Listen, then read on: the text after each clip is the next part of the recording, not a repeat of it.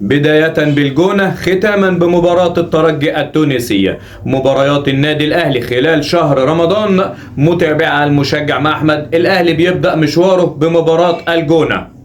الأهلي والجونة الخميس 19 فبراير الساعة 9:30 مساء بتوقيت القاهرة. الاثنين 23 فبراير الأهلي في مواجهة سموحة 9:30 مساء بتوقيت القاهرة. السبت 28 فبراير الأهلي في مواجهة زد الساعة 9:30 مساء بتوقيت القاهرة.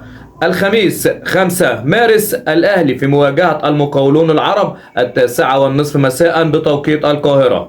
الاثنين 9 مارس الأهلي في مواجهة طلائع الجيش الساعة 9:30 مساء بتوقيت القاهرة.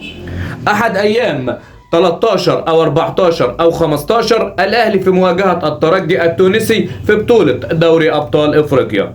لايك وشير وسبسكرايب واكتب لي توقعك لنتيجة مباريات النادي الأهلي، وتتمنى الأهلي يخرج من شهر رمضان متصدر الدوري إن شاء الله. اكتب لي وصل على النبي في الكومنتات.